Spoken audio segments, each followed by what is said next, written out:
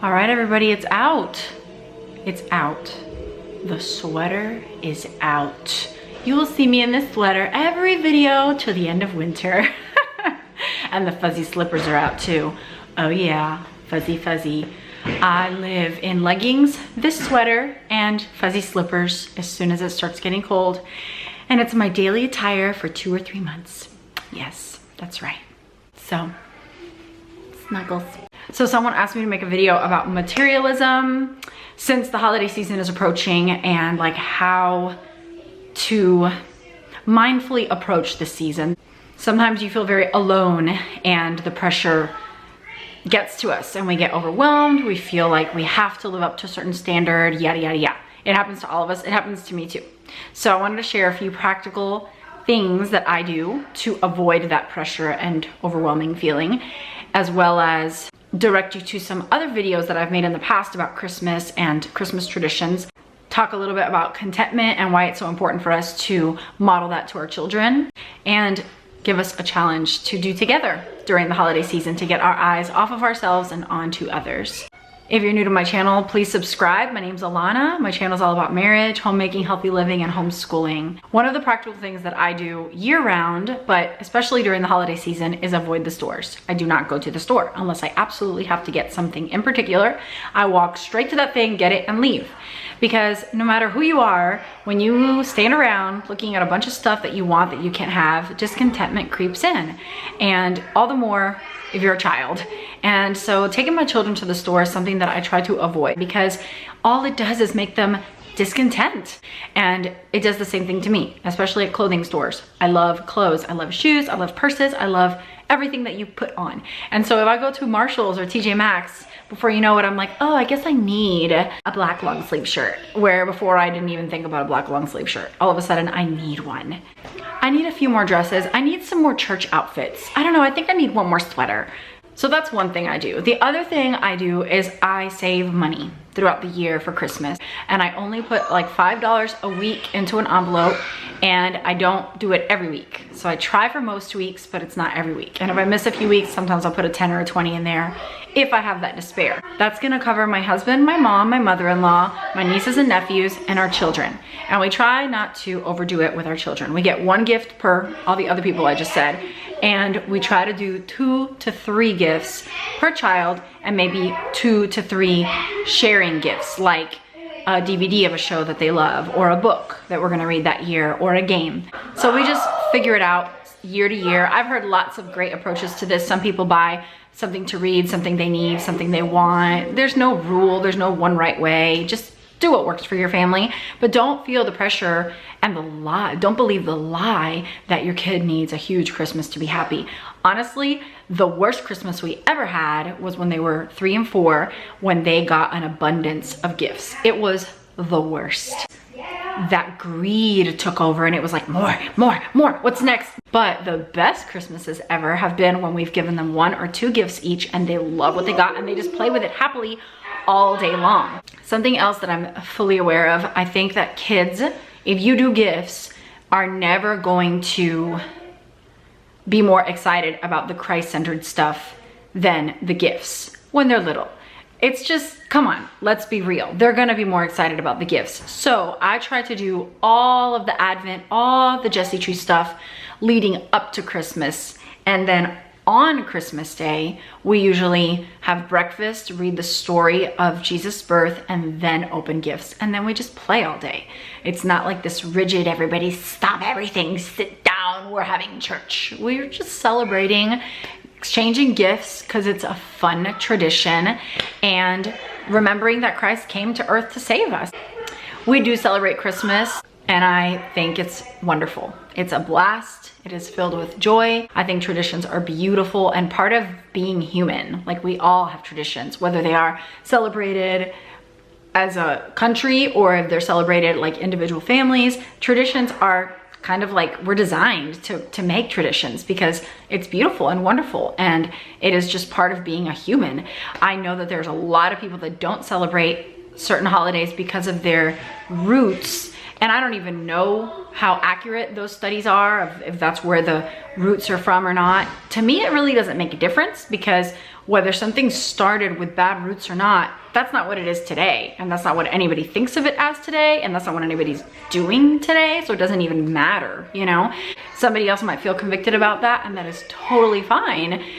But like everything, if we start making it a law and condemning or judging others for doing differently than you do when there is no law, then you're sinning. The person practicing the fun, wholesome tradition with absolutely no sin is not sinning. But if they're being judged or being told they're wrong for that, that person is actually sinning.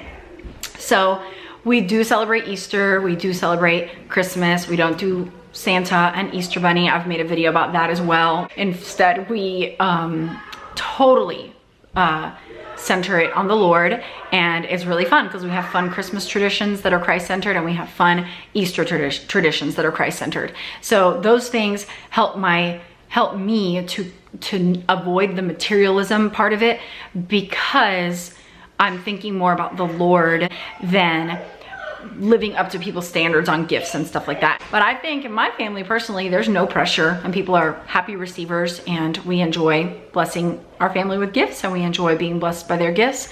And I feel like it's a nice, healthy balance. I know that's not the case with every family, but it's just fine.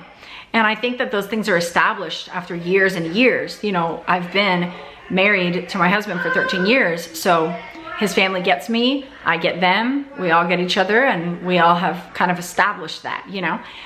So if you're like newlywed, or just, you know, kids are just starting in your families, give it some time.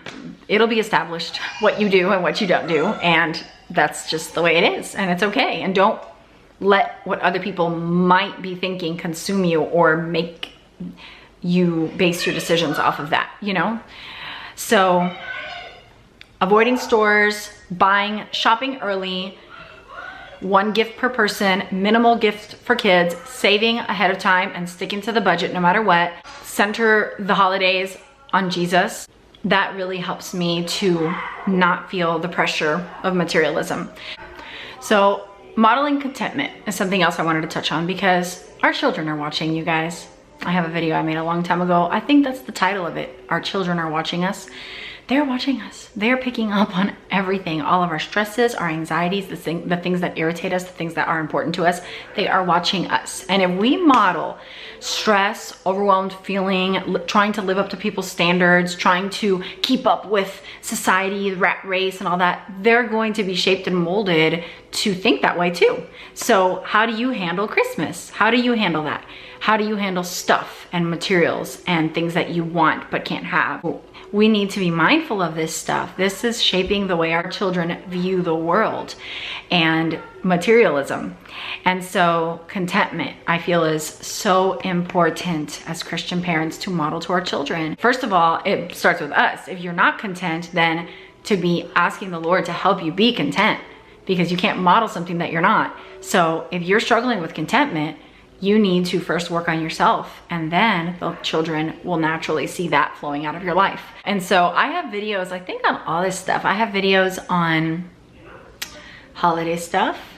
I have videos on contentment. And I guess I'll search my videos and post the links for you guys in the description box. And this last thing I wanted to discuss was a prayer challenge for us to do together, to take our eyes off of ourselves during these times and put them on others. There's an amazing website called persecution.com, and there are prisoner alerts. If you go to the website, it's Voice of the Martyrs, and you click on prisoner alert, there are lists of prisoners that are imprisoned right now. And they tell you why they were imprisoned, where they are imprisoned, when they were imprisoned. These are our brothers and sisters in the Lord, and they are being persecuted. I don't know about you, but the worst persecution I've ever encountered has been verbal and mostly YouTube comments. And those are not even that much. You know, that's like a little compared to what these brothers and sisters are enduring because of their faith. This is persecution. And I don't know if I will ever suffer the persecution that they are suffering, but maybe our children will, maybe our children's children will. I don't know what the future of America will bring when it comes to Christianity, but there are brothers and sisters suffering for the faith right now. And so if we want to seriously take this prayer challenge together, to start praying, maybe Thanksgiving Day to Christmas Day. You can start now if you want, but I will commit to Thanksgiving Day to Christmas Day, that whole month, to pray every day for one of these prisoners, instead of get wrapped up in the shopping and gift wrapping and presents and all this stuff, thinking about setting my mind on and my heart on the cost of discipleship, what that means for some people. Maybe it'll be the best holiday you've ever had. So if you are up for that challenge, please leave a comment below. I'll post the website in the description box as well. Let's do this, you guys. Let's devote a little time of our day every day for a month to pray for these brothers and sisters that are really suffering in ways that we may never suffer for the faith. Thanks so much for watching, and please subscribe.